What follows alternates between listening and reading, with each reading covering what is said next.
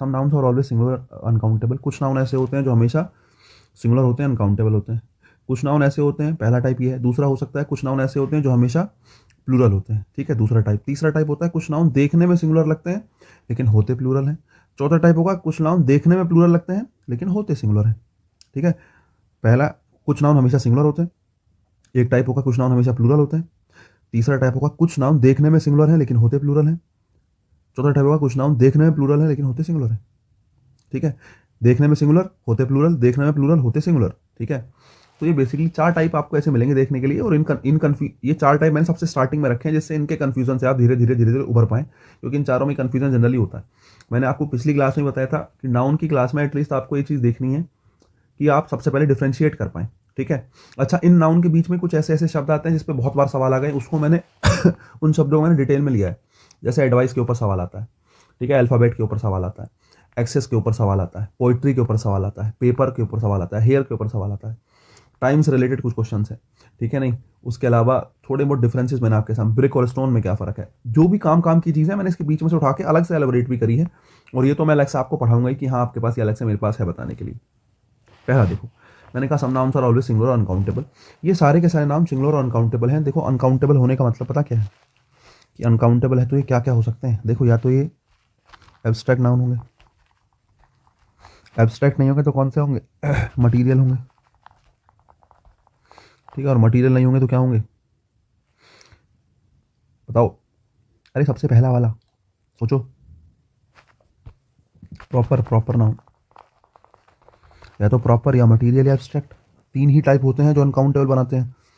और मैंने कहा अगर ये सारे के सारे नाउन अनकाउंटेबल हैं, इसका मतलब या तो ये एब्स्ट्रैक्ट नाउन होंगे, या ये मटीरियल होंगे, या ये क्या होंगे, प्रॉपर नाउन होंगे, ठीक है। मटीरियल नाउन किसी पदार्थ को दिखाता है, प्रॉपर नाउन अपने आप में किसी एक स्पेसिफिक खास को दिखाता है, और एब्स्ट्रैक्ट नाउन जो है वो होते हैं जिसको केवल महसूस कर सकते हैं। जो चीज़ें वास्तव में एग्जिस्ट नहीं करती वो केवल महसूस करी जा सकती हैं, एब्स्ट्रैक्ट नाउन है। पिछली क्लास में बता चुका था। कुछ एग्जांपल्स हैं, धीरे धीरे आपके साथ डिस्कस करता हूँ। पहले मैं इनके ऊपर बात करूँगा बहुत डिटेल में कि इनको अनकाउंटेबल क्यों माना गया, क्या है क्या नहीं है, फिर हम आगे चलेंगे, ठीक है। देखो भाई, ये सबसे पहला शब्द एडवाइस है ना। एडवाइस मतलब एक तरीके से सलाह हो गई। देखो पता है क्या, तुम किसी को सलाह देते हो तो गिन के नहीं दी जा सकती सलाह, एक बात ध्यान रखना। सलाह हमेशा ऐसी दी जाती है, जैसे मैं तुमसे कहता हूँ कि भाई मैं तुम्हें सलाह देता हूँ तुम ये काम कर लो, है ना। तो मैं ऐसे कहूँ कि मैंने तुम्हें 4 एडवाइस दी, 5 एडवाइस दी, 2 एडवाइस दी, 1 एडवाइस दी, ये चीज़ पॉसिबल नहीं है। एडवाइस अच्छी बुरी हो सकती है, एडवाइस की क्वालिटी हो सकती है अच्छी बुरी, लेकिन आप उसको गिन नहीं सकते। हो सकता है कोई एक चीज़ में मैंने आपको बहुत सारी बातें बता दी हूँ, जैसे मैं आपको एग्जाम क्वालिफाई करना है, मेरे को थोड़ी बहुत इंग्लिश आती है, तो मैं आपको कोई सलाह देता हूँ कि आप ये कर सकते हो, ये कर सकते हो, ये कर सकते हो, ऐसे कर सकते हो, ऐसे कर सकते हो। तो मैंने आपको एक ही पॉइंट पे सलाह दी, तो आप अगर इसको देखो तो सलाह तो एक हो सकती है, और अगर आप ऐसे देखो कि सर 5 बातें बताइए तो 5 सलाह हो सकती हैं। जनरली जो एडवाइस होती है, जो सलाह होती है, उसको इस तरीके से देखते ही नहीं है। एडवाइस इज जस्ट एक क्या है कि भाई आपने एक नॉलेज, आपने कोई बात आपने सामने वाले को कन्वे कर दी, दैट इज जस्ट एडवाइस, ठीक है। और इसको एब्स्ट्रैक्ट ही मान के चलो, क्योंकि एडवाइस नाम की चीज़ कोई जनरली दुनिया में एग्जिस्ट करती नहीं है, समझ रहे हो। एडवाइस नाम की चीज़ दुनिया में जनरली कोई एग्जिस्ट करती नहीं है, एब्स्ट्रैक्ट है एडवाइस। एडवाइस क्या है, एब्स्ट्रैक्ट है। जैसे नॉलेज है, देखो ज्ञान की मैं बात करूं, तुम्हारे पास नॉलेज है किसी चीज़ की, बोले हाँ सर है, मैंने तुम्हें मैथ्स आता है, तुम्हें मैथ्स की नॉलेज है, बोले सर हाँ मैथ्स की नॉलेज है। तो नॉलेज ऐसा नहीं है कि तुम्हें बहुत सारा आता है तो तुम्हारे पास बहुत सारी नॉलेज हो गई है तो तुम इसको गिन लोगे, उसको पहली बात तो काउंट कर नहीं सकते। दूसरी बात, नॉलेज को सोच के देखो, क्या ये एब्स्ट्रैक्ट चीज़ नहीं है। नॉलेज एक ऐसी चीज़ है जो केवल महसूस करी जा सकती है। तुम मेरा फेस देखोगे, हो सकता है मेरा फेस देख के ना पहचान पाओ कि हाँ यार इस व्यक्ति को कुछ आता होगा या नहीं हुआ, लेकिन अगर मैंने तुम्हें पढ़ाना शुरू करा तो हो सकता है अब तुम्हें लग रहा हो कि हाँ ये व्यक्ति 2,000 रुपये की अंग्रेजी जानता है। जस्ट एग्जाम्पल मैं कह रहा हूँ कि भाई आप, जब मैं पढ़ा रहा हूँ तो आपको लग रहा होगा कि हाँ सर को इंग्लिश आती है, लेकिन हो सकता है कभी आप मेरे से पहली बार मिले हो और आपको ना पता हो मैं इंग्लिश पढ़ाता हूँ, तो आपको कैसे पता चलेगा कि मेरे को आता है। तो नॉलेज केवल महसूस करी जा सकती है, नॉलेज केवल सॉरी महसूस करी जा सकती है। जैसे एडवाइस हो गया, ऐसी नॉलेज हो गया, ठीक है। अल्फ़ाबेट है, अल्फ़ाबेट में देखो हमें पता है कि, मतलब मैं कैसे लेके चलूँ। देखो एक तो अल्फ़ाबेट होता है, एक अल्फ़ाबेट्स होता है, मैंने नीचे ही मेंशन करा है हालांकि, तो मैं आपको वहीं पढ़ा दूँ क्या, वो आगे पढ़ाऊँगा, यहाँ मैं अभी डिस्कस करूँगा तो टाइम भी वेस्ट होगा, है ना। एग्जाम्पल के साथ ही समझ में आएगा, मैं इसलिए रुक गया, ठीक है। चलो देखो एक्सेस सॉरी हो रही है मेरे को यार। एक्सेस की बात करें, ठीक है, नहीं किसी व्यक्ति तक पहुँच होना एक्सेस है ना। मेरी एक्सेस है प्रधानमंत्री तक, मेरा ये है कि भाई मैं तो उसको जानता हूँ, मेरी तो वहाँ तक पहुँच है। ये जो एक्सेस है, जो पहुँच है, ये हमेशा क्या हो सकती है, ये हमेशा एब्स्ट्रैक्ट हो सकती है, भाववाचक हो सकती है। इसको केवल फील कर सकते हो तुम कि हाँ इस व्यक्ति की बहुत दूर तक पहुँच है। किसी की पहुँच देख थोड़ी सकते हो कि जेब में से निकाला देख लिया, आइडेंटिटी कार्ड की तरह, नहीं, एब्स्ट्रैक्ट। भाई ब्रेड बड़ा इंपॉर्टेंट है, समझ रहे हो, ब्रेड बहुत इंपॉर्टेंट है। जनरली ब्रेड क्या ब्रेड्स बना होता है, जैसे आप ब्रेड देखोगे ना, बहुत जगह ब्रेड का ब्रेड्स लिखा हुआ, ध्यान रखना ब्रेड मटेरियल नाउन होता है बच्चे।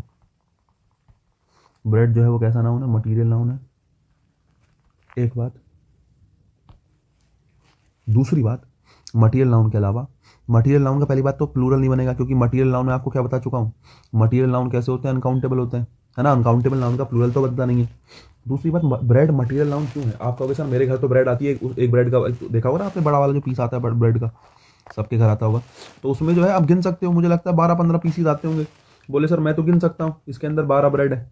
वो 12 ब्रेड नहीं बच्चे, 12 पीसीज ऑफ ब्रेड है, 12 पीसीज ऑफ ब्रेड है। जो ब्रेड आती है वो हमेशा वजन करके आती है, वेट से आती है, समझ रहे हो, ब्रेड कभी भी गिन के नहीं आती, ब्रेड हमेशा वजन के हिसाब से आती है, ब्रेड हमेशा किसके हिसाब से आती है, वजन के हिसाब से। इसीलिए ब्रेड को मटेरियल नाउन माना गया है, पदार्थवाचक है, वो जिसका वजन कर सकते हैं वो जो मटेरियल नाउन होता है।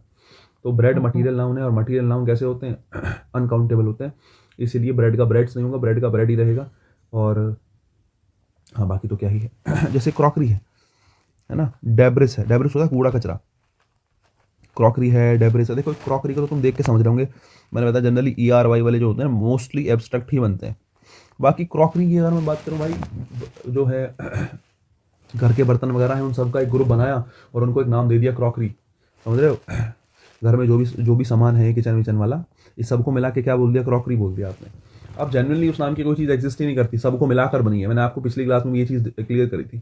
डेब्रिस मतलब कूड़ा कचरा मैं पूछूं डेब्रिस मतलब क्या है, बोले सर डेब्रिस मतलब है कूड़ा कचरा गंदगी जो है उसको डेब्रिस बोल रहे हैं।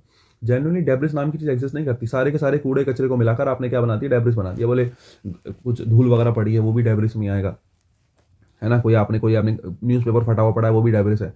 एक्स्ट्रा बेकार चीज़ों को डेब्रिस कह दिया, उसी को कूड़ा कचरा कहा गया है। दूसरी बात यह है कि कूड़े कचरे को गिन भी नहीं सकते, आप उसको मटीरियल में भी डाल सकते हो, कि कूड़ा कचरा तुम देख तो सकते हो, उठा सकते हो, समझ रहे हो, एब्स्ट्रैक्ट ना रखो, मटीरियल में डाल लो, कोई फर्क नहीं पड़ेगा। एविडेंस की बात करें, देखो एक चीज़ मैंने बताई थी, ANCE वाले जनरली एब्स्ट्रैक्ट नाउन होते हैं, ठीक है, ANCE वाले क्या होते हैं, एब्स्ट्रैक्ट नाउन होते हैं। एविडेंस जो है, एविडेंस भी एब्स्ट्रैक्ट नाउन में आएगा। तुम कहोगे सर मुझे एक एविडेंस मिला है, देखो तुम्हारे दिमाग में एविडेंस का मतलब पता क्या होता है, तुम्हारे दिमाग में एविडेंस का मतलब होता है कि भाई बंदूक मिल गई, किसी को गोली मारी थी, वो बंदूक मिल गई, वो गन मिल गई, तो तुम्हारे दिमाग में है कि उस एविडेंस को गिन लिया गया, एक बंदूक मिली है तो एक एविडेंस मिल गया, समझ रहे हो, या फिर किसी चीज़ के किसी व्यक्ति के फिंगरप्रिंट मिल गए, है ना, कहीं पे, तो आप कहोगे सर एविडेंस मिल गया। अरे बंदूक वगैरह की नज़र से देखोगे तो आपको लगेगा कि एविडेंस को गिन सकते हो, लेकिन जेन्युइनली अगर मैं देखूँ ना तो एविडेंस तो कोई बात भी हो सकती है, किसी व्यक्ति द्वारा कही गई कोई बात भी एविडेंस हो सकती है, किसी व्यक्ति द्वारा सुनाई गई कोई स्टोरी भी एविडेंस हो सकती है। एविडेंस केवल वस्तु के रूप में थोड़ी होगा, एविडेंस तो किसी की बताई हुई कोई बात हो सकती है, किसी की बताई हुई कोई इन्फॉर्मेशन हो सकती है, कोई वीडियो क्लिप है उसको देख के आप में कुछ एविडेंस मिल सकता है। एविडेंस किसी भी प्रकार का हो सकता है बच्चे, वीडियो हो सकती है, किसी के द्वारा बोली गई कोई बात हो सकती है, कोई वस्तु चीज़ वगैरह कुछ हो सकता है, कुछ भी एविडेंस हो सकता है। इसीलिए मैं आपको ये समझा के चल रहा हूँ कि evidence is just an abstract noun. Evidence क्या है, एक एब्स्ट्रैक्ट नाउन के रूप में लिया जाएगा, ANCE लगा है। अब तुम कहोगे बंदूक मिली है तो एविडेंस है आ पीस ऑफ एविडेंस, अगर बंदूक को गिन रहे हो ना तो बंदूक को बोले सर मैं तो बंदूक गिन सकता हूँ, मुझे कहीं पिस्तल विस्तल लगे कोई, तो आ पीस ऑफ एविडेंस है, वो वन एविडेंस नहीं है, a piece of evidence. Uncountable noun को जब काउंटेबल बनाना होता है तो मोस्ट ऑफ द नाउन्स के साथ आ पीस ऑफ का यूज कर लेते हैं।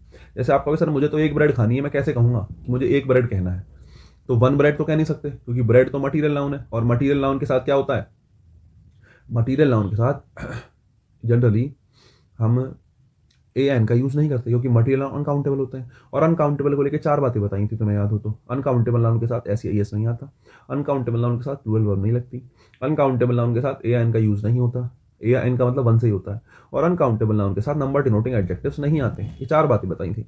तो अगर मैं आपसे कहूँ कि भाई आपको एक ब्रेड कहना है, तो वन ब्रेड पॉसिबल नहीं है, या आ ब्रेड पॉसिबल नहीं है, वो ग्रामेटिकली गलत है। आप कहोगे आ पीस ऑफ ब्रेड, क्या कहोगे, आ पीस ऑफ ब्रेड, इस बात का ध्यान रखना। उसके बाद सेम है इक्विपमेंट, मैं आपको बता चुका हूँ जिस शब्द क्लास में एमिएंटीमेंट लग जाए एब्स्ट्रैक्ट नाउन है, ठीक है।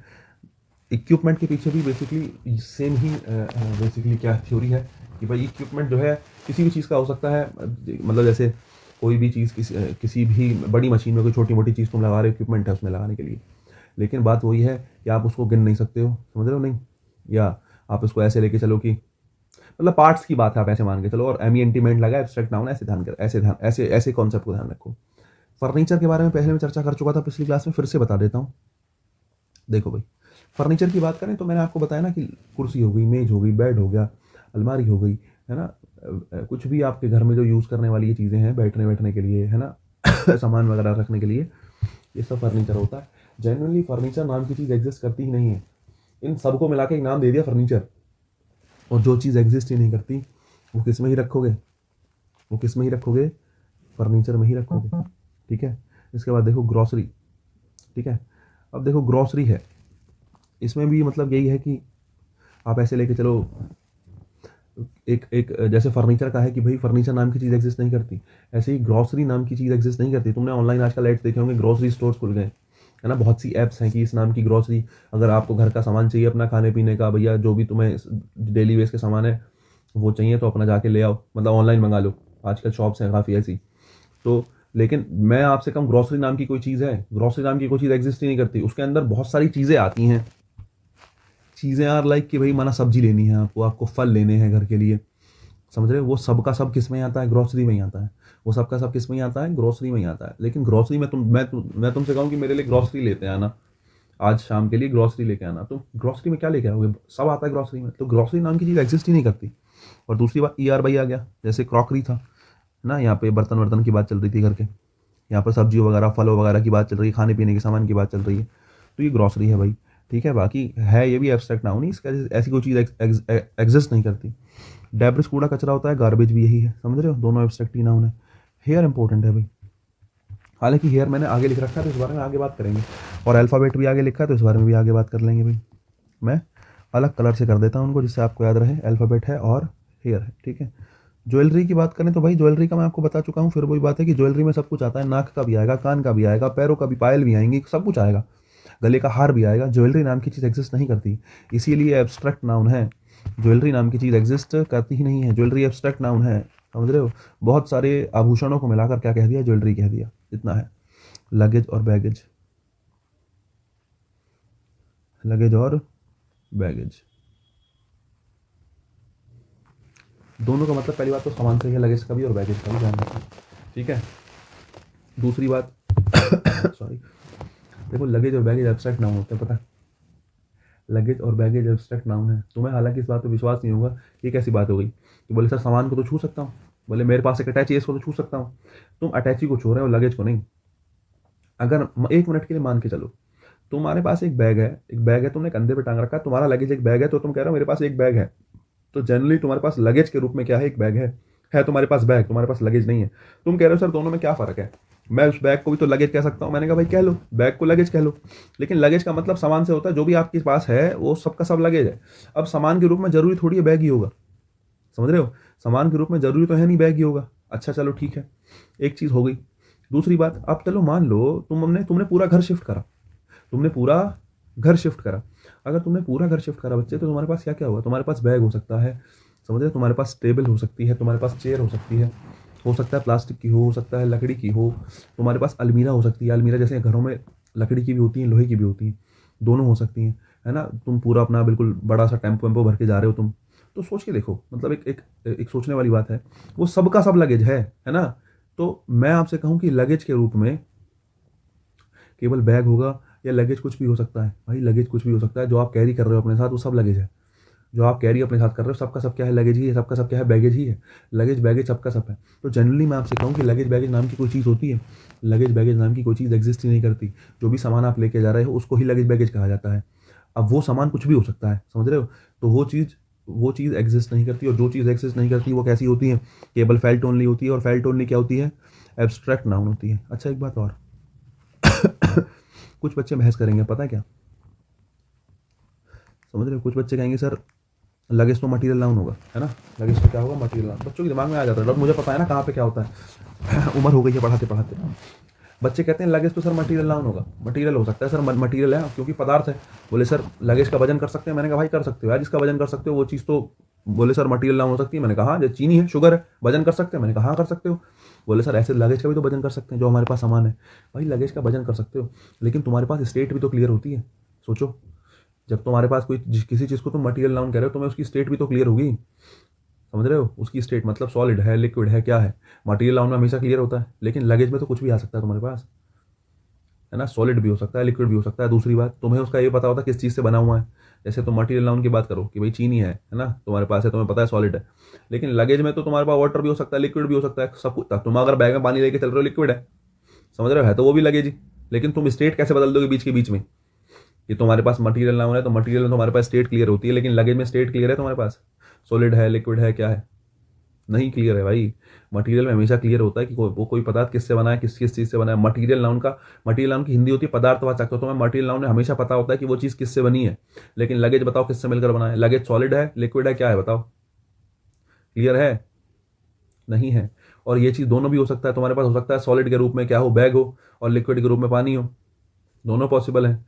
जेन्युइनली देखें तो मटेरियल नाउन के रूप में लगेज को रख ही नहीं सकते। हो सकता है बहुत सी किताबें भी लगेज को मटेरियल नाउन बता रही हूँ कि पदार्थवाचक है, लेकिन मटेरियल नाउन की प्रॉपर्टीज फुलफिल करता ही नहीं है वो, समझ रहे हो। मटेरियल नाउन की प्रॉपर्टी फुलफिल ही नहीं करता मटेरियल नाउन होने के लिए।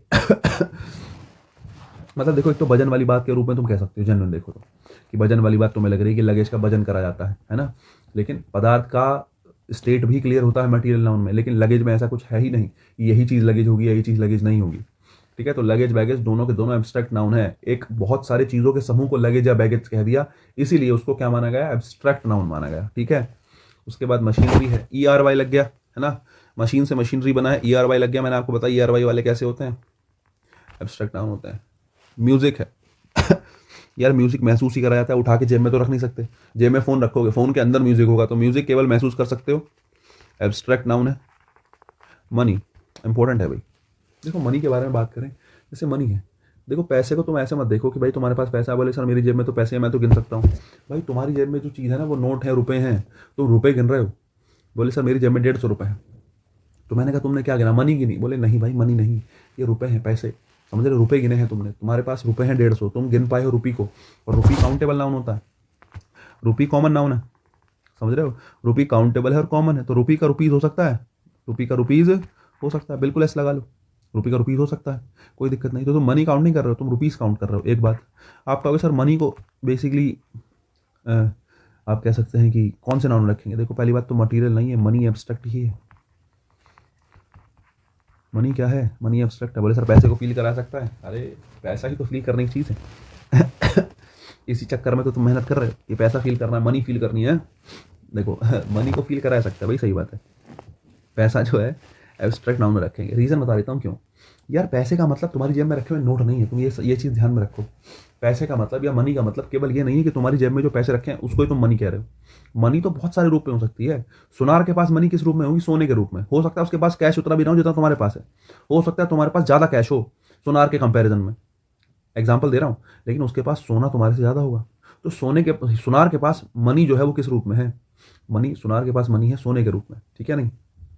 एक व्यक्ति है जो प्रॉपर्टी डीलर है, जमीनें खरीदता बेचता है, हो सकता है उसके पास कैश ना हो, रुपीज़ ना हो, लेकिन उसके पास जमीन तुमसे ज़्यादा होगी क्योंकि प्रॉपर्टी डीलर है ना। हो सकता है उसके पास जमीन ना हो तो क्लाइंट्स तो होंगे एटलीस्ट, मतलब फेरबदल करने के लिए, ए से खरीद के बी को बेची, बी से खरीद के सी को बेची, ऐसा है ना।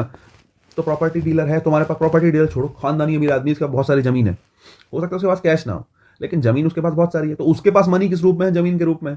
एक आदमी जो परचून विक्रेता है, परचून का सामान बेचता है, छोटा मोटा अपना तेल वगैरह साबुन वगैरह सब चीज़ें बेच रहा है, उस व्यक्ति के पास जो मनी होगी वो कैश में होगी, खुले पैसों के रूप में, है ना। सिक्के हो सकते हैं, खुले पैसे हो सकते हैं, हो सकता है तुम्हारे पास इतने पैसे ना हो सकता है तुम्हारे पास इतना कैश ना हो जितना बेसिकली एक खुदरा व्यापारी के पास होता है, समझ रहे हो। कि एक व्यापारी है जो जनरल सामान बेच रहा है, ठीक है, उसके पास कैश बहुत होगा क्योंकि जनरली व्यक्ति किसमें पे करते हैं, छोटे मोटे सामान के 10-20 रुपये कैश में पे करता है आदमी। हो सकता है उसके पास ज़्यादा कैश हो तुम्हारे कंपैरिजन में, उसके पास मनी किस रूप में है, कैश के रूप में है, समझ रहे हो।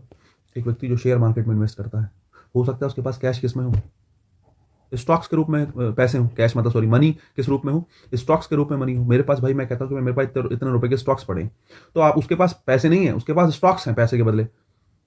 तो मनी केवल एक रूप में नहीं होती। तो अभी जनरली तुम्हारा दिमाग थोड़ा लिमिटेड है, तो बोले जी मनी तो केवल एक रूप में, बोले मेरी जेब में पैसा वही मनी। भाई मनी के बहुत सारे रूप हो सकते हैं, तो मनी जेन्युइनली केवल फील करी जा सकती है, एब्स्ट्रैक्ट नाउन है, भाववाचक संज्ञा है। जेन्युइनली मनी नाम की कोई चीज एग्जिस्ट नहीं करती, लेकिन हाँ हर वो चीज जिसको बदल के रुपए में कन्वर्ट कर सकते हो, समझ रहे हो। तुम्हारे पास मनी के रूप में क्या है, तुम्हारे पास मनी के रूप में बोले मेरे पास स्टॉक्स हैं, पैसे है, मनी है तुम्हारे पास, लेकिन तुम्हारे पास स्टॉक्स हैं लेकिन रुपीज है, रुपीज नहीं है। स्टॉक्स को किस में चेंज कर सकते हो? रुपीज में चेंज कर सकते हो। मेरे पास जमीन है, तुम्हारा मनी है, बोले हाँ मनी है। मनी किस रूप में? जमीन के रूप में। लेकिन जमीन को रुपए में चेंज कर सकते हो भाई? बिल्कुल कर सकते हो। तो मनी केवल एक ऐसी चीज है, इसको फील कर सकते हो। या ऐसा कह लो कि बहुत सारे पैसों के साधन, जो पैसे कहां कहां से आ सकते हैं, उन सबको मिलाकर एक नाम दे दिया मनी। जेन्युइनली मनी नाम की चीज एग्जिस्ट नहीं करती। एग्जिस्ट करती है तो रुपीज नाम की चीज। पैसे एग्जिस्ट करते हैं, रुपीज जो तुम्हारे हाथ में आ सकता है, 100 का करारा नोट रुपीज है। ठीक है, चलो बहुत समझा लिया, मनी पे ज़्यादा डिस्कशन हो गया। न्यू क्या है? अच्छा न्यू नहीं, न्यूज़ होगा। क्या होगा ये? न्यूज़ होगा। न्यूज़ वैसे यहाँ रखने की ज़रूरत थी नहीं, लेकिन चलो ठीक है। न्यूज़ जो है बच्चे, वही वाली बात है, न्यूज़ को गिन नहीं सकते। एक चीज़ ध्यान रखना, न्यूज़ तो न्यूज़ होती है, जानकारी तो जानकारी होती है। हो सकता है कि उसने एक लाइन में कोई बात बोली, उसमें एक से ज़्यादा जानकारी हो, दो से ज़्यादा जानकारी हो। तो न्यूज़ केवल न्यूज़ आर फेल्ट ओनली, है ना। जितनी भी न्यूज़ होती है केवल महसूस करते हैं आप कि हाँ ये इन्फॉर्मेशन है, और इन्फॉर्मेशन हो गई, नॉलेज हो गई, ठीक है। ये सब फेल्ट ओनली वाली चीज़ें हैं, इसलिए न्यूज़ को एब्स्ट्रैक्ट नाउन माना जाता है। ठीक है, एक बात और ध्यान रखना, न्यूज़ का प्लूरल नहीं होता। एब्स्ट्रैक्ट नाउन के प्लूरल नहीं बनते हैं। न्यूज़ नहीं होता है, बहुत सारी न्यूज़, या न्यूज़ के साथ कभी आर नहीं आ सकता, कभी इसके लास्ट में एस लगा देखो और आर लगा दो, ना ना ना, गलत है। नेक्स्ट देखो पोइट्री। पहली बात तो आर वाई लग गया, एब्स्ट्रैक्ट नाउन है। देखो भाई, अब देखो मैं तुमसे फिर वही बात है, पोइट्री भी, मैं तुमसे कहूँ पोइट्री नाम की चीज़ एग्जिस्ट करती नहीं भाई। सोच के देखो ना, शेक्सपियर साहब हैं, पोएम लिख गए, समझ रहे हो। पोएम भी क्या है? पोइट्री है। और शेक्सपियर साहब कोई नोवेल लिख गए, नोवेल भी क्या ही है? पोइट्री तो है। पोइट्री का मतलब केवल पोएम से थोड़ी है, सोच के देखो भाई। पोइट्री में पोएम भी आएगा, नोवेल भी आएगा, सब आएगा। कोई उपन्यास लिख गया वो पोइट्री है, कोई कविता लिख गया वो पोइट्री है, समझ रहे हो। सब कुछ ये सारे, ये अगर तुम टुकड़ों में तोड़ो पोइट्री के, तो बहुत सारे टुकड़े हो सकते हैं कि भाई पोइट्री का मतलब केवल किससे नहीं होगा। पोइट्री का मतलब जैसे जनरली हमारे दिमाग में रहता है, पोइट्री का मतलब पोएम। पोइट्री का मतलब किससे? बोले जी पोइट्री का मतलब पोएम से। ऐसा नहीं है यार, समझ रहे हो, ये चीज़ गलत है तुम्हारे दिमाग में। बहुत जैसे आप कह के चलो कि 12th क्लास में अपने पास एक बुक थी इसकी, शेक्सपियर की, नाम तो मेरे को याद नहीं यार, अब तो जमाना हो गया, ठीक है। और जूलियस सीजर थी शायद, कौन सी थी हमारी लगी हुई, यही थी शायद, मुझे लगता है ना। तो पूरा उपन्यास है, पूरा अपना पूरी बुक है वो। और शेक्सपियर ने अपनी पोएम भी लिख के गए। विलियम वर्ड्सवर्थ हैं, इतनी सारी पोएम लिख के गए, इतनी सारी स्टोरीज लिख के गए, ठीक है। तो स्टोरीज भी हैं, पोएम्स भी हैं, सब कुछ मिला के क्या बनता है? पोइट्री बनता है। पोइट्री का मतलब केवल पोएम्स ही नहीं होता, तो बहुत सारे टाइप हैं, उन सारे टाइप को मिलाकर एक नाम दिया गया पोइट्री।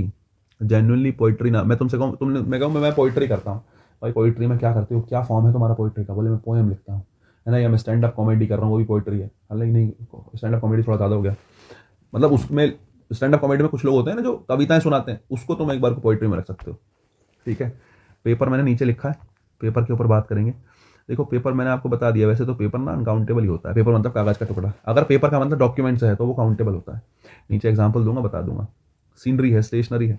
देखो शुगर में बता चुका हूँ, मटीरियल नाउन है। अभी ऊपर बात करिए, मटीरियल नाउन है, ठीक है। नहीं, शुगर को गिन नहीं सकते, वजन करते हो। दो चीज़ें सीनरी, ERY और ERY, एब्स्ट्रैक्ट नाउन है, ठीक है। और क्या है? एब्स्ट्रैक्ट नाउन है, और दोनों इस वजह से अनकाउंटेबल है। जैसे स्टेशनरी है, स्टेशनरी मतलब कॉपी किताबों की दुकान पे जाते हो, पेन, कॉपी, किताब, पेंसिल, है ना, ये सब चीज़ें मिलाकर स्टेशनरी बनती है। और स्टेशनरी नाम की कोई चीज़ एग्जिस्ट ही नहीं करती, इसी वजह से स्टेशनरी है। दुकान पे जाके पेंसिल ही मांगनी पड़ेगी, स्टेशनरी मांगोगे तो नहीं देगा वो। सेम चीज़ सीनरी है। सीनरी होता है आसपास का प्राकृतिक दृश्य जो तुम देख रहे हो, सब सीनरी है, समझ रहे हो। मैं तुमसे कहूँ सीनरी एग्जिस्ट करती है, सीनरी नाम की कोई चीज़ एग्जिस्ट करती है, तुम घर ले आओ। सीनरी का मतलब वो मत समझना कि दीवार पर टांगने वाली सीनरी, ना ना ना, कि इस पे कुछ बना है, ठीक है, नहीं। सीनरी का मतलब है आसपास का प्राकृतिक दृश्य जो आप अपनी आंखों से देख सकते हो, उसको आंखों से देख रहे हो, देख के केवल महसूस कर रहे हो और कुछ नहीं। और जो चीज़ केवल महसूस करी जाती है वो एब्स्ट्रैक्ट नाउन होती है। और एब्स्ट्रैक्ट नाउन का प्लूरल नहीं बनता। सीनरी का सीनरीज बड़ा आता है, बहुत इंपॉर्टेंट है सीनरी। पेपर में सीनरीज लिख के देता है एग्जाम, गलत है। सोप, साबुन।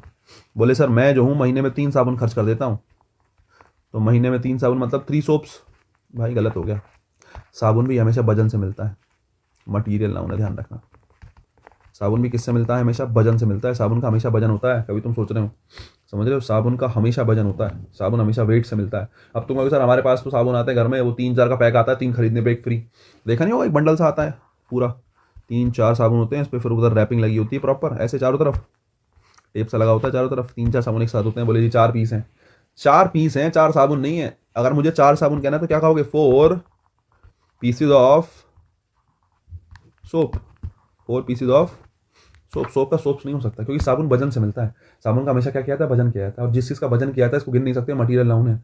ट्रैफिक मैंने बता दिया, ट्रैफिक क्या है, बहुत सारी गाड़ी एक जगह खड़ी है, ट्रैफिक है, केवल फील कर सकते हो, समझ रहे हो। बहुत बढ़िया। तो मैंने देखो इस इतने सारे नाउन तुम्हें समझाए हैं। मेरा बेसिकली नाउन को समझाने का मकसद ये था कि मैं तुम्हें कॉन्सेप्ट दे सकूं, समझ रहे हो। जैसे ERY वाले इतने सारे नाउन आए तो मैंने आपको हर नाउन को अलग अलग करके बताया। तो मैं तुम्हें कॉन्सेप्ट देने की कोशिश कर रहा हूँ, क्योंकि ऐसा नहीं है कि इनमें से नाउन आएगा। ये नाउन जितने मैंने लिखे हैं तुम्हारे पेज पे जो सामने आ रहे हैं, ये वो नाउन है जो बहुत बार पेपर में आ चुके बच्चा, एक बार नहीं बहुत बार पेपर में। ये सारे के सारे शब्द इतनी बार पूछेगा यहाँ से, तभी मैं उठा के यहाँ पे लेके आया हूँ तुम्हारे सामने। लेकिन जरूरी नहीं है यही शब्द आएंगे भाई, इनके अलावा भी तो इंग्लिश में बहुत सारे शब्द हैं, कुछ भी दे सकता है एग्जामिनर। लेकिन तुम्हारे दिमाग में कॉन्सेप्ट होना चाहिए कि तुम्हें जज कैसे करना है, कि भाई ये चीज एग्जिस्ट करती भी है, नहीं करती है तो तुमने उसको मिलाकर क्या मान लिया, एब्स्ट्रैक्ट मान लिया है, कैसे करा कैसे नहीं, इन सब चीजों का तुम्हें ध्यान रखना है, ठीक है। अब देखो मैंने कुछ एग्जाम्पल्स लिखे हैं तुम्हारे लिए बहुत सारे, देखो 5 एग्जाम्पल्स तुम्हारे सामने में लेके आया हूँ, बढ़िया बढ़िया से, ध्यान से देखो जरा इनको। You can get all the information you want in this book, कि भाई तुम हर एक इन्फॉर्मेशन ले सकते हो जो तुम्हें चाहिए इस किताब में। बहुत बढ़िया। ऑल द इन्फॉर्मेशन देखो एक चीज़ मैं बताऊँ तुम्हें, अगर तुम जानते हो तो, भाई ऑल जो है ना ऑल के साथ काउंटेबल नाउन भी आ जाता है और अनकाउंटेबल नाउन भी आ जाता है। अनकाउंटेबल नाउन तो हमेशा सिंगुलर होते हैं, तो ऑल के साथ जब जब अनकाउंटेबल नाउन आएगा तो वो सिंगुलर ही आएगा। लेकिन ऑल सारे के सारे, मैंने कहा सारे के सारे लड़का, सारे के सारे लड़के, सारे के सारे लड़के, तो ऑल के साथ आएंगे तो अगर काउंटेबल नाउन आएंगे तो कभी भी सिंगुलर नहीं आएंगे, हमेशा कैसे आएंगे, प्लूरल आएंगे, ध्यान रखना। ऑल के साथ हमेशा प्लूरल काउंटेबल नाउन आते हैं। अगर काउंटेबल है तो वो कैसे होंगे, प्लूरल। और भाई अनकाउंटेबल है तो अनकाउंटेबल तो हमेशा सिंगुलर होता ही है। साथ में अगर वर्ब रखनी पड़ जाए तो अगर प्लूरल काउंटेबल नाउन है तो plural verb, singular countable noun है तो सिंगुलर वर्ब। अगर आपकी जानकारी हो तो ये वाली बात आपको सब्जेक्ट वर्ब एग्रीमेंट में पढ़ाई गई थी, भाई जरूर पढ़ाई गई थी। अब जरा ध्यान से देखो, you can get all the information. देखो जिस शब्द क्लास में TIN लग जाता है 99% चांस है कि वो एब्स्ट्रैक्ट के रूप में आएगा। 99 TIN वाले बहुत से शब्द ऐसे होते हैं इसमें ऐसे लग जाता है, ध्यान रखना, कंफ्यूज हो जाओगे अभी। मैं इसलिए मार्क कर दे रहा हूँ आपको, TIN में दोनों प्रकार के शब्द मिलते हैं, जिसके लास्ट में TIN होता है, सॉरी काउंटेबल भी और अनकाउंटेबल भी। हालांकि इन्फॉर्मेशन को देखो तुम, TIN को छोड़ भी दो, इन्फॉर्मेशन जानकारी, तुम्हें कोई जानकारी मिली है भाई, जानकारी को तुम महसूस कर सकते हो, केवल जानकारी are felt only, information are felt only. जितनी भी जानकारी है केवल महसूस करोगे तुम कि हाँ यार इस प्रकार की कोई इन्फॉर्मेशन है भी या नहीं है। तुम कहोगे सर गिन सकते हैं, भाई गिन सकते हो, बात ठीक है, समझ रहे हो कि तुम, हम तो एक जानकारी गिनेंगे, लेकिन हो सकता है उस एक बात में 4-5 बात हो। ये कोई कॉन्सेप्ट होगा ही नहीं कि तुम एक बात को, उसकी कहीं भी बात को, जानकारी को गिन लो, नहीं। यू कैन फील ओनली, कि भाई तुम उस चीज़ को फील कर सकते हो, वो केवल वो चीज़ एग्जिस्ट ही नहीं करती, जो जानकारी तुम्हें मिली है वो चीज़ एग्जिस्ट नहीं करती है, ठीक है, वो केवल फेल्ट ओनली है। इन्फॉर्मेशन एब्स्ट्रैक्ट नाउन में आते हैं और एब्स्ट्रैक्ट नाउन के प्लूरल नहीं बनते। You can get all the information you want in this book. He carried all his luggages, फिर मैंने बताया लगेज का प्लूरल नहीं बनता, लगेज का लगेज रहता है क्योंकि एब्स्ट्रैक्ट नाउन है। The sceneries of Kashmir is very charming, देखो एक बात तो ये है, ऑफ प्रपोजिशन है, कश्मीर उसका ऑब्जेक्ट है, सीनरीज क्या बनेगा, सब्जेक्ट बनेगा, और सीनरीज जो है वो प्लूरल लग रहा है, तो बच्चा क्या करेगा, बोले अच्छा अभी करता हूँ सही, इस की जगह कर देता हूँ आर। बेटे एक तो गया, एक सही, 1/4 और गया, है ना, तुम गवा के आओगे, एक सही 1/4 गलत हो गया। इस ठीक है, सीनरीज नाम का शब्द नहीं होता, सीनरी नहीं होता भाई, सीनरी नाम, मैंने कहा सीनरी का मतलब किससे है, आसपास की ब्यूटी, तो तुम कह रहे हो सीनरी ऑफ कश्मीर, कश्मीर की जो सुंदरता है इस वेरी चार्मिंग, बहुत ज़्यादा चार्मिंग है, तो सीनरीज नहीं, scenery, the scenery of Kashmir is very charming, subject scenery है जिसके हिसाब से इज आया, और सीनरी कैसा है, एब्स्ट्रैक्ट नाउन है, कैसा नाउन है, abstract noun. I like the poetries of William Shakespeare, मैंने कहा विलियम शेक्सपियर की मुझे पोइट्रीज बड़ी पसंद है। भाई पोइट्रीज होता ही नहीं है, क्या होता है, पोइट्री होता है, ठीक है। There are so many fills all around the place, कि आस पास बहुत सारी गंदगी है, लेकिन मैंने तुम्हें क्या सिखाया, फिल्स जो होता है, गंदगी जो होती है, भाई पहली बात तो फिल्स होता नहीं है, फिल्स होता है एक बात, क्योंकि आसपास की गंदगी जो है, फिल्स जो है वो कैसा नाउन है, अनकाउंटेबल नाउन है, एक बात कि फिल्स कैसा नाउन है, अनकाउंटेबल नाउन है। और दूसरी बात, क्योंकि आसपास की गंदगी है, अनकाउंटेबल नाउन है। अगर अनकाउंटेबल नाउन है तो तुम्हें पता होना चाहिए इसके साथ नंबर डिनोटिंग एडजेक्टिव्स का यूज गलत माना जाता है। भाई साहब आपको बता दिया होगा मैंने कि मैनी जो है काउंटेबल नाउन के साथ आता है, वो भी प्लूरल काउंटेबल नाउन है, तो उसके साथ क्या लगाते हैं, मैनी। मच किसके साथ आता है, अनकाउंटेबल नाउन के साथ, और अनकाउंटेबल तो हमेशा कैसे होते हैं, सिंगुलर, सिंगुलर अनकाउंटेबल नाउन के साथ किसका यूज़ करते हैं, मच का। यहाँ पर फिल्थ आया है, फिल्थ जो है वो अनकाउंटेबल नाउन है, और अनकाउंटेबल नाउन के साथ किसका यूज़ होगा, मच का, है ना। तो there are so much filth all around the place. दूसरी बात, अगर मच है, अनकाउंटेबल नाउन है, तो मैं आपको एक बात और सिखा चुका हूँ इससे पहले, टेंस में, वर्ब में, देयर के हिसाब से कभी वर्ब नहीं आती, बता चुका हूँ ना। देयर सेंटेंस को पूरा करने के लिए आता है, केवल हेल्प करने के लिए आता है। सेंटेंस में देयर हेल्प करने के लिए, स्ट्रक्चर को कंप्लीट करने के लिए आया है। देयर के हिसाब से वर्ब नहीं आती। वर्ब हमेशा जब जब देयर आया, देयर इज अ किंग, तो आ किंग के हिसाब से इज आया है, ठीक है ना। There was a king, a king के हिसाब से वॉज आया है।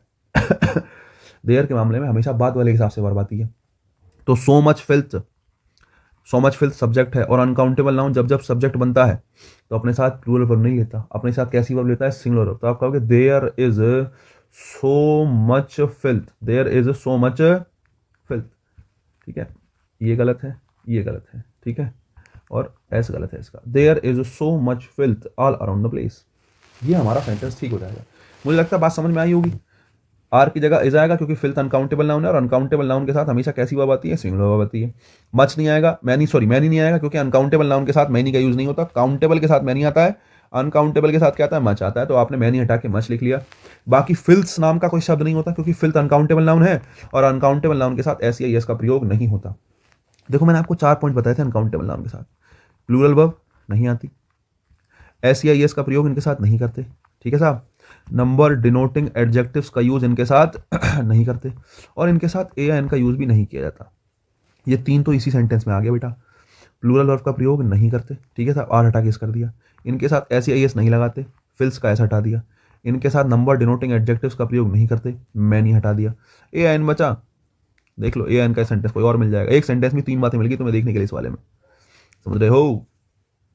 चलो खैर बढ़िया, आगे आ जाओ। नेक्स्ट में दे रखा है एडवाइस और एडवाइस, ठीक है साहब। एडवाइस और एडवाइस देख लो। देखो एक चीज़ तो यह है एडवाइस जो सी वाला है, समझ रहे हो बच्चे, जो सी वाला एडवाइस है ये नाउन होता है, ठीक है, और जो एस वाला एडवाइस होता है ये वर्ब होता है। एक बात तो ये रही, पहले तो डिफरेंस ये कर लो। बाकी जो सी वाला एडवाइस होता है, एडवाइस हमेशा मैं ऊपर समझा के आया हूँ, एडवाइस जो होती है क्या होती है, अनकाउंटेबल। सलाह को, किसी की सलाह को महसूस कर सकते हो, गिन नहीं सकते, तुम सोचो, है ना। और एक चीज़ और है, पता है, अगर तुम मान रहे हो बोले मैं तो गिनूंगा जी एडवाइस, चलो गिन लो, लेकिन अगर एडवाइस है ना, तुमने कहा कि मैं तो जी गिन रहा हूं, एडवाइस का एडवाइसेस कर ले रहा हूं, आप एक चीज तो देखो ना, वो चीज जो एग्जिस्ट ही नहीं करती, वो चीज जो एग्जिस्ट ही नहीं करती, उसका क्या फायदा, तुम उसको रखोगे कहां। एडवाइस को मटेरियल थोड़ी बना लोगे, ये बताओ, है, या एडवाइस को तुम प्रॉपर नाउन थोड़ी बना लोगे, सोच के देखो। जो चीज एग्जिस्ट ही नहीं करती, जो चीज धरती पे है ही नहीं, उस चीज का क्या करोगे, उसको कैसे बेसिकली तुम ये मान लो कि तुम उसको किसी और नाउन में रख सकते हो। एडवाइस हमेशा ऐसी चीज होगी, सलाह किसी को दी गई है, तुमने कोई जानकारी किसी को दी है, वो केवल महसूस करी जा सकती है, तुम्हारे दिमाग में रह सकती है, लेकिन वो चीज एग्जिस्ट नहीं करती, दुनिया में है ही नहीं। मैंने तुम्हें बताया कि क्वेश्चन को ऐसे सॉल्व कर लो, इस चीज को संभाल के रख लोगे, दिमाग में रख सकते हो, है ना। तुम्हें मेरी बताई हुई बात फील हो सकती है, लेकिन ऐसा नहीं जेब में रख लोगे, ना ना ना। बोले सर मैं तो लिख के रख लूंगा, लिख के रखोगे तो पेपर रख रहे हो जेब में, समझ रहे हो। तो एडवाइसेस जो हैं, जितनी भी एडवाइसेस नहीं, जितनी एडवाइस हैं सबकी सब कैसी होंगी, अनकाउंटेबल होंगी, और इनको अनकाउंटेबल नाउन के रूप में माना जाएगा। और अनकाउंटेबल के साथ साथ एब्स्ट्रैक्ट हैं। अनकाउंटेबल क्यों है, क्योंकि इनको कैसा मान रहे हैं, क्योंकि इनको एब्स्ट्रैक्ट नाउन के रूप में मान के चल रहे हैं, ठीक है। दूसरी बात, अगर तुम्हें लगता है कि अनकाउंटेबल को काउंटेबल बनाना है, मुझे तो एडवाइस को गिनना ही है, एडवाइस छोड़ो, जितने भी अनकाउंटेबल नाउन हैं, अगर तुम्हें लगता है उन सभी अनकाउंटेबल नाउन को मुझे काउंटेबल में चेंज करना है, तो अनकाउंटेबल को काउंटेबल में चेंज करने के लिए अ पीस ऑफ का प्रयोग करते हैं। किसका यूज करते हैं, अ पीस ऑफ, ठीक है। एक बात अब ध्यान से सुनो, आपने लिखा है it is a good advice, पहली बात तो एडवाइस अनकाउंटेबल नाउन होता है, और अभी बता के आया ऊपर, रफ कर दिया क्या, रफ कर दिया कि अनकाउंटेबल नाउन के साथ ए एन का प्रयोग नहीं होता। तो एक बात तो ये होगी, it is a good advice, sentence ठीक है। एक सेंटेंस और, it is a piece of good advice. अब तुम कहोगे सर मुझे एडवाइस गिननी है, मैंने कहा गिन ले यार, एक काम कर, अनकाउंटेबल है, अनकाउंटेबल को क्या बना ले, काउंटेबल बना ले। अनकाउंटेबल को काउंटेबल बनाने के लिए किसका यूज करते हैं, आप पीस ऑफ का, है ना। अगर माना तुम कहते 2 एडवाइस हैं, तो आप लिखते 2 पीसेज ऑफ। 3 एडवाइस है, आप लिखते 3 पीसेज ऑफ। फिलहाल एक एडवाइस लिखनी है, मैंने कहा लिख लो, आ पीस ऑफ। अनकाउंटेबल से काउंटेबल में चेंज करने के लिए किसका यूज करते हैं, आ पीस ऑफ का यूज करते हैं, ध्यान रखना। एक बात है।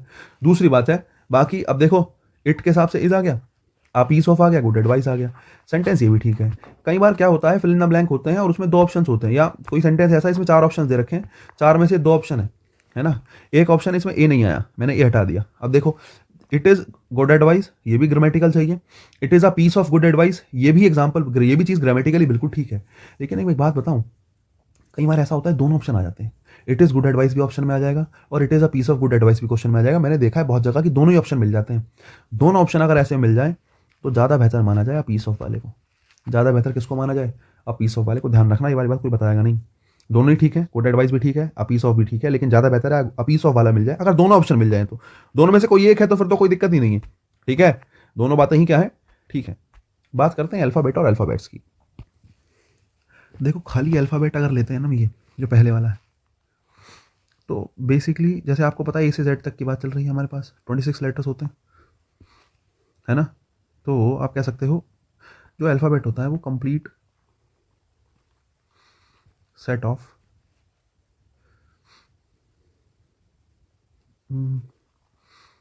लेटर्स। अल्फ़ाबेट क्या होता है? Complete set of letters. मतलब देखो मैंने ए टू जेड नहीं लिखा, ए टू जेड मैंने ऊपर दिखा दिया अलग से। हमारे यहाँ लैंग्वेज होती है भाई, इंग्लिश है, इंग्लिश में ए से जेड तक, ए से जेड तक। बोले अगर मैं कहूँ कि इंग्लिश लैंग्वेज में अल्फ़ाबेट क्या है? Complete set of 26 letters. ये 26 लेटर्स के सेट को, सारे की 26 के 26 लेटर्स को जब मिलाएंगे तो मिलकर क्या बनता है? अल्फ़ाबेट बनता है। मिलकर क्या बनता है? अल्फ़ाबेट बनता है। एक बात, अगर वहीं हिंदी में बात करूँ तो 53 हो गए, पहले 52 था, शायद 53 हो गए, एक और शब्द ऐड हुआ है तो 53 हो गए माना, मैं कह रहा हूँ, ठीक है। तो हिंदी में 53 सेट ऑफ लेटर्स हो गया, तो उसको मिलाकर क्या कह रहे हैं? अल्फ़ाबेट कह रहे हैं। हिंदी में कहते हैं वर्णमाला, इतना ही है। तो अगर शब्दों के लेटर्स के समूह की बात चल रही है तो वो अल्फ़ाबेट है। अल्फ़ाबेट्स जो होता है, अल्फ़ाबेट्स जो होता है, देखो एक तो ये हो सकता है कि एक से ज़्यादा लैंग्वेज के लेटर्स की बात चल रही है।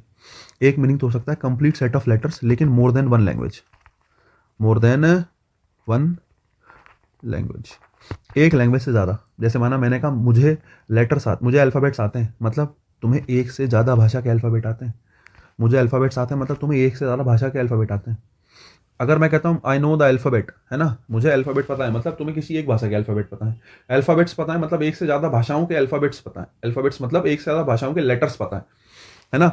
ये तो मैंने तुम्हें इसके कॉन्टेक्स्ट में समझा दिया, लेकिन इतना कॉम्प्लिकेट नहीं करते हैं।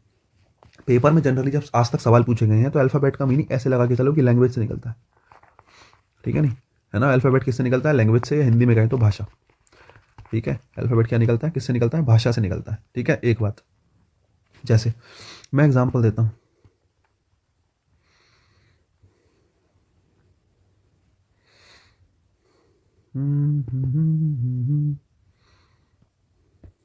मैं आपसे कहता हूँ alphabet is a complete set of letters as A to Z. जैसे ए से जेड तक सेट ऑफ लेटर्स है, उसको क्या बोलते हैं? अल्फ़ाबेट बोलते हैं। मैंने डेफिनेशन लिख दी सेंटेंस में। यहाँ पे अल्फ़ाबेट केवल एक भाषा की बात चल रही है, एक बात, और एक भाषा के लेटर्स की बात चल रही है, सिंगुलर मानेंगे, इसका प्रयोग करेंगे, बिल्कुल ठीक है। लेकिन अगर तुमने अल्फ़ाबेट्स कह दिया मतलब तुम लैंग्वेजेस की बात कर रहे हो, ठीक है। अगर तुमने अल्फ़ाबेट्स कह दिया तो तुम किसकी बात कर रहे हो? लैंग्वेजेस की बात कर रहे हो, ठीक है। लैंग्वेज नहीं, लैंग्वेजेस, ठीक है। जैसे मैं कहता हूँ आई नो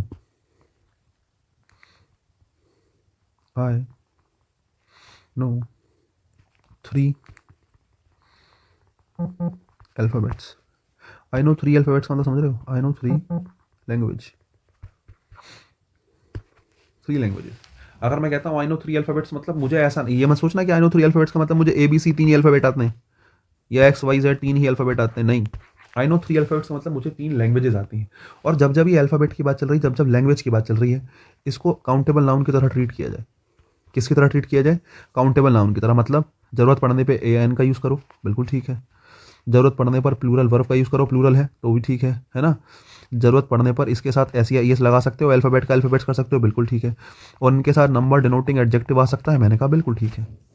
लेकिन अल्फ़ाबेट का मतलब जब जब सेट ऑफ लेटर्स हो तब तब इसको किसकी तरह डील किया जाता है? इसको डील किया जाता है अनकाउंटेबल नाउन की तरह, समझ रहे हो।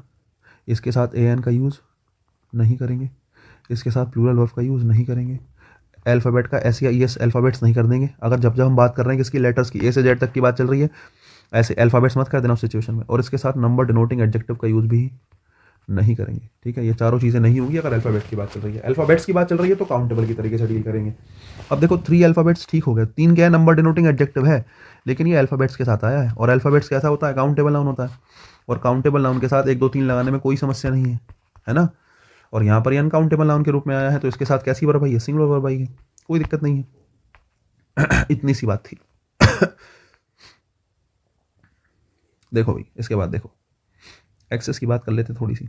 Investigators wanted to get access to his home और the files can be accessed by many users at the same time. अच्छा ठीक है भाई साहब, दोनों जगह नाउन बना है, to get what? To get access, है ना। कहाँ की एक्सेस है? हिज होम की। बहुत बढ़िया। The files can be accessed, ये जो फाइल्स हैं उनको एक्सेस किया जा सकता है, बिल्कुल सही बात है। और by many user eight the same time. देखो मैंने आपको बताया एक्सेस जो है किसी चीज़ की पहुंच को दिखाता है हिंदी में कहीं तो, ठीक है साहब। और पहुंच हमेशा अनकाउंटेबल नाउन के रूप में माना जाएगा। अगर ये नाउन बना है तो कैसा नाउन होगा? अनकाउंटेबल नाउन होगा। एक बात, ठीक है नहीं। एक्सेस जो है वर्ब भी बन सकता है, एक्सेस जो है वो क्या भी बन सकता है? वर्ब भी बन सकता है। लेकिन फिलहाल यहाँ हम बात कर रहे हैं नाउन की। एक्सेस का मतलब हिंदी में होता है पहुंच, रीच किसी की कोई। एक्सेस हालांकि क्या भी बन सकता है, मैंने कहा वर्ब भी बन सकता है, ध्यान रखना। जैसे ये वाला सेंटेंस है, फाइल सब्जेक्ट है, हेल्पिंग वर्ब है कैन, बी भी हेल्पिंग वर्ब है, ये टू है, ये वन है। एक्सेस यहाँ पे क्या है? मेन वर्ब है। एक्सेस क्या है यहाँ पे? मेन वर्ब है, ठीक है नहीं। अब देखो investigators wanted to get access to his home. अब देखो एक चीज़ है, प्रपोजिशन का एग्जाम्पल तो होगा नहीं यार, ये मेरे को समझ में नहीं आ रहा है यहाँ पे लिखा क्यों गया है। अब मैं इसको क्लियर करूँगा तो इसको नाउन बना के करना चाहिए था, है ना। समस्या ये है कि इस जगह एग्जाम्पल ये दिया क्यों गया। एक सेकंड देखना आगे कुछ है? नहीं है, दो ही एग्जाम्पल दिए गए हैं, नाउन वाला एग्जाम्पल नहीं है। मैंने पहले बनाई थी ना खाली। एक सेकंड रुकना जरा। हो सकता है कि मैंने बस यही बताने की कोशिश करी हो कि ये मतलब दो सेंटेंस में यही क्लियर करा जा रहा हो कि ये वर्ब भी बन सकता है, नाउन भी बन सकता है। ठीक है साहब, चलो अगर ऐसी ही बात है तो। अरे अरे अरे सॉरी सॉरी, देखो भाई वर्ब भी बन सकता है, नाउन भी बन सकता है। हो सकता है यही बताने की कोशिश करी गई हो केवल, ठीक है। दोनों का काम सेम ही है, दोनों का काम सेम ही है, पहुंच की ही बात चल रही है। Investigators wanted to get access to his home, उसके घर की एक्सेस करना चाहते हैं इन्वेस्टिगेटर्स। देखो to get what? To get what? What का रिप्लाई नाउन होता है। टू गेट व्हाट क्या चाहते हैं? वो एक्सेस चाहते हैं। व्हाट का रिप्लाई है यहाँ पर एक्सेस किसके रूप में है? नाउन के रूप में है, एक बात। यहाँ पर एक्सेस किसके रूप में है? वर्ब के रूप में है, एक दूसरी बात। ठीक है, बस इतना ध्यान रखने की बात है। एक में नाउन बन सकता बना है, एक में क्या बना है? वर्ब बना है। दोनों बन सकता है एक्सेस। बाकी जब जब नाउन बनेगा अनकाउंटेबल नाउन बनेगा। कैसा नाउन बनेगा? अनकाउंटेबल नाउन के रूप में काम करेगा। और अनकाउंटेबल नाउन के रूप में काम करेगा तो चार बातें तुम्हें पता होनी चाहिए अनकाउंटेबल नाउन की, ठीक है भाई। पोइट्री के लिए ये वाला एग्जाम्पल पेपर में बहुत पूछा गया। एक एग्जाम्पल है, सब कुछ तुम्हें क्लियर कर सकता है। There are some poetries in the book, ठीक है। और इसके लास्ट में पता है यहाँ पे लिखा होता है नो एरर। आप तुम कोई भी किताब खोलोगे ना, तुम्हें एग्जाम्पल मिल जाएगा। अगर ठीक ठाक किताब होगी, उसमें प्रीवियस ईयर क्वेश्चन दे रखे होंगे। ये एग्जाम्पल बहुत बार पूछा गया भाई कि there are some poetries in the book. अब देखो समस्या पता है क्या है? देयर के हिसाब से वो आती नहीं है। सिखा चुका हूँ ना कि देयर के हिसाब से वो आती नहीं है। या चलो एक काम करो, तुम अटैम्प्ट करो। मैं एक घूंट पानी पी लेता हूँ, तुम एक बार अटैम्प्ट करो। क्या आंसर लगाओगे? ए लगाओगे, बी लगाओगे? ठीक है, देखो एक बात तो ये है कि नो एरर तो होगा नहीं, एरर तो है, ठीक है। फिलहाल तो मान लो कि नो एरर नहीं है। इन दिस बुक, इन प्रपोजिशन है या उसका ऑब्जेक्ट क्या है? प्रपोजिशन रखी है, उसके बाद उसका ऑब्जेक्ट रखा है, ठीक है। तो मतलब ये है कि ना तो इन द बुक आंसर है, ना नो एरर आंसर है। आंसर या तो सम पोएट्रीज है या देयर आर है। अब मुझे बताओ बनाओगे किसको आंसर? सोच के देखो।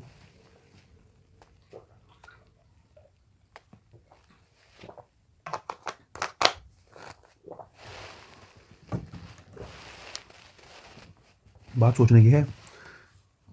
अगर तुम समझदार होंगे ना तो तुम्हें एक बात समझ में आएगी, पता है क्या? कि बोले सर देयर के हिसाब से तो आ रहा है नहीं, है कि नहीं भाई? देयर के हिसाब से आर थोड़ी आएगा। देयर तो सेंटेंस को कंप्लीट करने के लिए आता है, मैं तुम्हें सिखा चुका हूँ। देयर के हिसाब से कभी आर नहीं आएगा। जब जब देयर के साथ वर्ब आती है वो बाद वाले के हिसाब से आती है। बोले सर बाद में तो सम पोएट्रीज रखा है। मैंने कहा तो सम पोएट्री के हिसाब से यार आया, फिर क्या दिक्कत है? बोले सर अच्छा। मैंने कहा लेकिन एक बात बताओ, पोएट्रीज नाम का शब्द एग्जिस्ट करता है? पोएट्रीज थोड़ी होता है, पोएट्री होता है।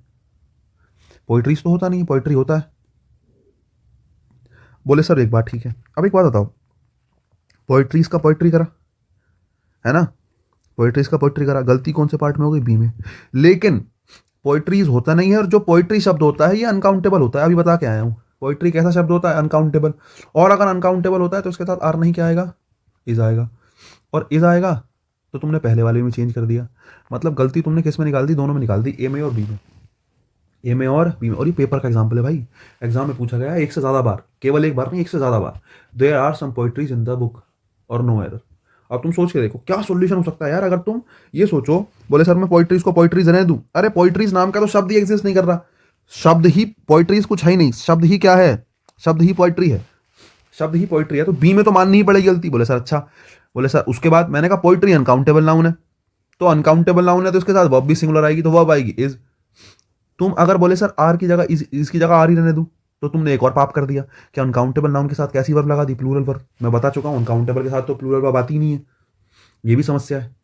तो तुम चाहकर भी सेंटेंस को ठीक नहीं कर पाओगे। और ये सेंटेंस पेपर में मिल जाए तुम्हें, माना तुम्हारे सामने आ जाता, खुदा ना खास्ता बिना पढ़े, तो सेंटेंस जरा सा है, लेकिन तुम कितना ही लॉजिक लगा लो आंसर तक पहुंच ही नहीं पाओगे। अगर तुम ये वाक्य है, ये सेंटेंस पढ़ के नहीं गए पहले एक बार, माना, क्योंकि बहुत से बच्चे इनके सामने आया होगा, तो तुम लॉजिक लगा नहीं पाओगे, ए या बी, ए या B.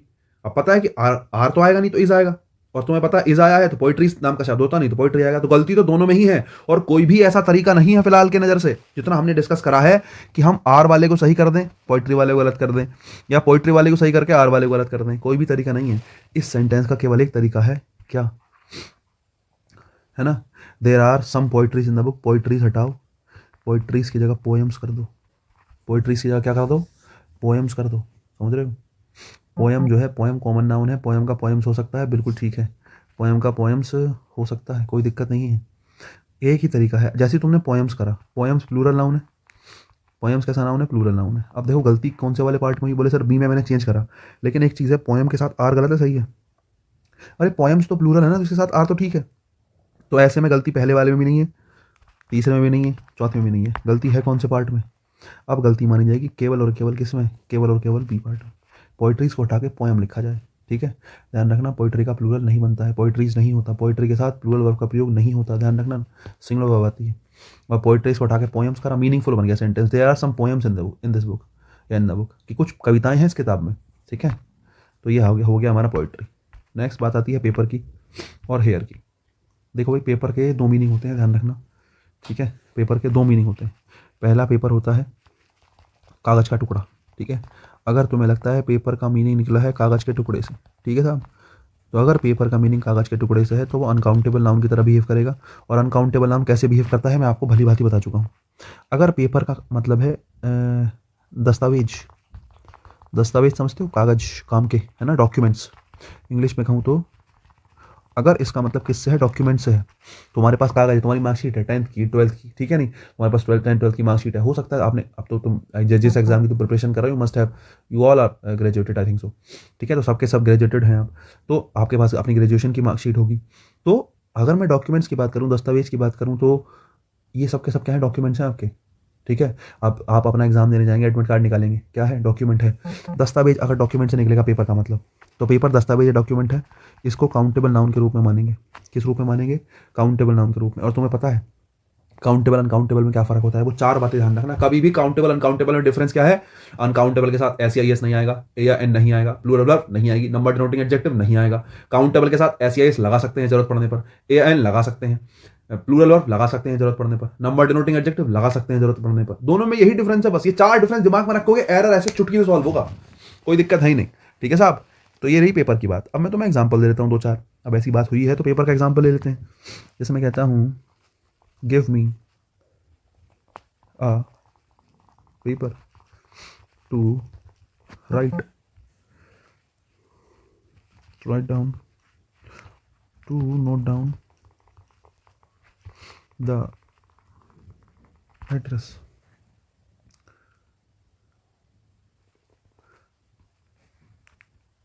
I have submitted all my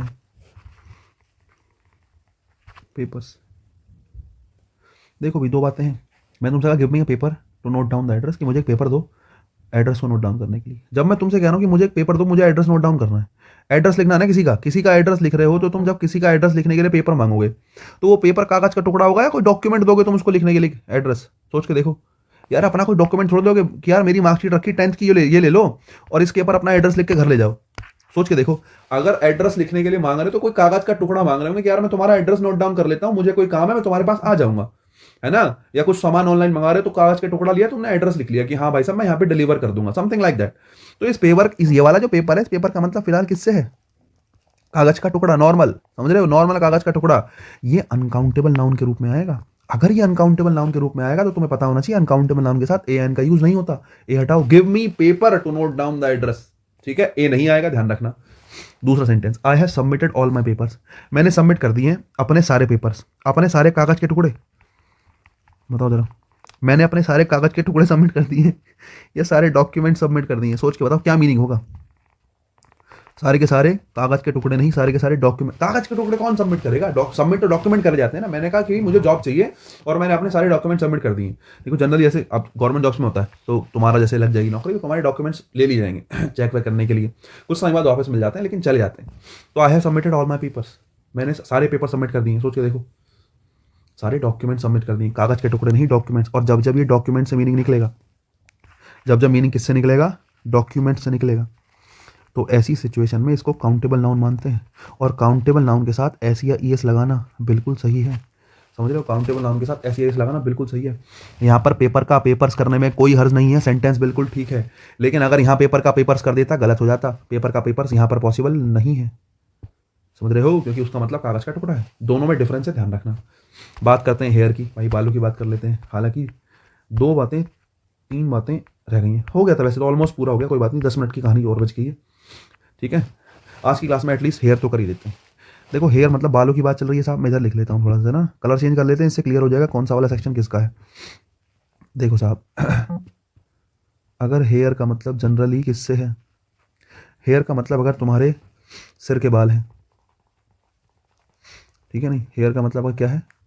सिर के बाल, ठीक है। अब मैं बहुत हिंदी में लिख ले रहा हूँ, हालांकि लिखा बड़ा अजीब सा लग रहा है मेरे को देखने में भी, लेकिन अंडरस्टैंडिंग के लिए, सिर के बाल हैं, काउंट नहीं कर सकते, सिर के बाल काउंट नहीं कर सकते, अनकाउंटेबल नाउन। अगर हेयर का मतलब, अगर किसका मतलब, अगर हेयर का मतलब सिर के बाल ना होके, है ना, जनरल मतलब मैं कैसे कहूँ इसको, स्पेसिफिक काउंटेबल सिचुएशन कुछ है, ऐसे कुछ स्पेसिफिक काउंटेबल बाल दे रखे हैं, उसको काउंटेबल नाउन के रूप में यूज़ करते हैं। तुम कहोगे सर ऐसे तो मेरे समझ में आया नहीं, क्या कह रहे हो? बोले सर थोड़ा और डिटेल बताओ। मैंने कहा हाँ यार ऐसे करते हैं। देखो अब ऐसे तो तुम्हें लग रहा हो बड़ा अजीब सा सेंटेंस हो गया, लेकिन मैं बताता हूँ देखो कैसे। जैसे मैं कहता हूँ सिर के बाल जैसे मैं कहता हूँ Sita has very long hairs, there are 2 hairs in the curry. देखो भाई, मैंने कहा Sita has very long hair, Sita के बहुत लंबे बाल हैं, मैं तुमसे ये कह रहा हूँ। अब देखो वेरी लॉन्ग ठीक है, एडजेक्टिव, एडजेक्टिव एडवर्ब है, लॉन्ग हो गया एडजेक्टिव, वेरी हो गया एडवर्ब, हैज़ हो गई मेन वर्ब, सीता हो गया, सीता हो गई सब्जेक्ट। मेन वर्ब से पहले सब्जेक्ट आया। अब देखो यहाँ नाउन लिखा है, नाउन की quality adjective, adjective quality adverb, सब कुछ ठीक है। Sita has very long hair, मैंने कहा हेयर का मतलब जब जब सिर के बाल हैं प्रॉपर, है ना, प्रॉपर सिर के बालों की बात चल रही है अनकाउंटेबल नाउन के रूप में। बालों की वो सिचुएशन जब बाल गिने नहीं जा सकते, ऐसा लिखो, सिर के बाल छोड़ो, ऐसे लिखो कि जब बाल गिने नहीं जा सकते, है ना यहाँ लिखो। अब आ गया ना मेरे को समझ में, देखो हिंदी में क्या लिखवा सकता हूँ, जब बाल गिने जा सकते हैं, है ना, जब बाल गिने नहीं जा सकते, जब बाल गिने जा सकते हैं। अब देखो ध्यान से सुनो, मैंने कहा Sita has very long hair, Sita के बड़े लंबे बाल हैं। अब तुम सोचो सीता के सिर के बालों की बात चल रही है, क्या तुम किस सिर के बाल गिन सकते हो? सोच के देखो। अब तुम कोई भी नंबर बता लो, चलो मेरे सिर पे तो इतने बाल हैं, इतना, भाई एग्जैक्ट नंबर क्लियर नहीं हो सकता। डेली नए बाल उगते हैं, कुछ बाल उतरते भी हैं, तो बालों के नंबर कभी क्लियर नहीं हो सकते। और बालों को गिन नहीं सकते तो हेयर्स नहीं होता। बाल हमेशा अनकाउंटेबल के रूप में डील होते हैं, है ना, बाल हमेशा अनकाउंटेबल के रूप में डील होते हैं, है ना। तो Sita has very long hairs नहीं, Sita has very long hair, ठीक है, उसके बहुत लंबे बाल हैं। हेयर जो है वो शब्द प्रॉपर अनकाउंटेबल के रूप में लेके चलो, उसको नहीं गिन सकते हो, हेयर्स नहीं हेयर होगा। दूसरी बात, लेकिन ऐसी सिचुएशन जब बाल गिन सकते हो, ठीक है, नहीं, there are 2 hairs in the curry, कढ़ी रखी है, सब्जी खा रहे हो, कढ़ी, येलो कलर की कढ़ी, उसमें साफ साफ काले काले 2 बाल दिख रहे हैं, तो मुझे बताओ क्या उस सिचुएशन में बालों को गिन सकते हो? यार कढ़ी में 2 बाल पड़े हैं, 2 बाल तो गिन ही सकते हो ना। तो ये सिचुएशन में इसको काउंटेबल मानना बिल्कुल ठीक है। हेयर का हेयर्स ठीक है, क्योंकि यहाँ पे हेयर कैसा नाउन है? Countable noun. और काउंटेबल के साथ एस बिल्कुल सही है। काउंटेबल के साथ नंबर डिनोटिंग एडजेक्टिव, बिल्कुल सही है ना। और उसके साथ प्लूरल वर्ब का यूज होना बिल्कुल सही है। हेयर के साथ आ रहा है, देयर के हिसाब से वर्ब आती नहीं है, टू आया है, बिल्कुल ठीक है। हेयर का हेयर्स हुआ है, बिल्कुल ठीक है। और सेंटेंस भी बिल्कुल क्या है, ठीक है। तो दोनों सिचुएशन अलग अलग है, दोनों सिचुएशन क्या है, अलग अलग है। जैसे मैं आपसे कहता हूँ two hairs of yours are white. देखो ऑफ प्रपोजिशन, योर्स उसका ऑब्जेक्ट, ठीक है साहब। ऑफ प्रपोजिशन, योर्स उसका क्या है, ऑब्जेक्ट है। आर हो गई मेन वर्ब, ठीक है। वाइट बाद में एडजेक्टिव आ गया साहब, कलर है एडजेक्टिव है। मैं तुमसे कह रहा हूँ तुम्हारे सिर के दो बाल जो हैं क्या है, सफेद है। मतलब तुम्हारे सिर पे सारे के सारे बाल काले हैं, सारे बाल काले। अब मुझे पता है जितने काले बाल हैं बहुत सारे होंगे भाई, हजारों लाखों बाल होंगे, जितने भी, लाखों तो मैं ज्यादा कह गया, चलो जितने भी हजार बाल हैं। लेकिन तुम्हारे सिर के बाल गिने थोड़ी आ सकते, नहीं गिने आ सकते। लेकिन हाँ, उन बालों में मुझे दो सफेद बाल दिख गए, तो वो दो सफेद बाल तो गिन सकता हूं। वो सिचुएशन ऐसी है जिसको गिना जा सकता है। इस सिचुएशन में हेयर को मैंने काउंटेबल माना, क्योंकि सिर के बाल गिन ना पाऊं, लेकिन सिर पे दो बाल सफेद हैं वो मुझे दिख रहे हैं, तो मैंने हेयर को काउंटेबल माना। हेयर का हेयर्स करा, ठीक है। नंबर डिनोटिंग एडजेक्टिव लगाया, ठीक है, ठीक है। टू हेयर्स, और टू हेयर्स के हिसाब से वर्ब मैंने आर लगाई, ये भी बिल्कुल क्या है, ठीक है। Two hairs of yours are white, कि तुम्हारे दो बाल सफेद हैं, बात बिल्कुल ठीक है। आर भी सही है, हेयर्स भी सही है, टू भी सही है। लेकिन अगर मैं कहता हूं एक सेंटेंस की योर हेयर्स आर ब्लैक, मैंने कहा तुम्हारे बाल तो काले हैं यार, तुम्हारे बाल काले हैं। अगर मैं कह रहा हूं तुम्हारे बाल काले हैं, इसका मतलब मैं तुम्हारे कौन से बालों की बात कर रहा हूं, सिर के बाल। तुम्हारे बाल काले हैं तो तुम्हारे सिर के बालों की बात कर रहा हूं, ऐसा तो है नहीं कुछ स्पेसिफिक बाल मैंने बता दिए। अगर मैं तुम्हारे सिर के बाल काले की बात कर रहा हूं, इस बात का अंडरस्टूड मीनिंग है कि सिर के बाल हैं और इन सिर के बालों को गिना नहीं जा सकता। तुम्हारे सारे बाल देख के मैं कह रहा हूं कि तुम्हारे बाल काले हैं साहब, तो मैं सारे बाल गिन नहीं सकता, और गिन नहीं सकता तो हेयर को अनकाउंटेबल मानो, और अनकाउंटेबल मानोगे तो हेयर का हेयर्स नहीं होगा, और आर नहीं, क्या आएगा, इज आएगा। Your here is black, your here is black का मतलब है तुम्हारे सिर के बाल जो है वो कैसे हैं, सारे के सारे बाल कैसे हैं, काले हैं। हेयर के साथ इज आया, इसका मतलब ये नहीं कि एक बाल, सारे के सारे बाल को अनकाउंटेबल माना और उसके साथ किसका यूज किया, इज का यूज किया। Your here is black, your here is black. ये हो गई कहानी पेपर और हेयर तक।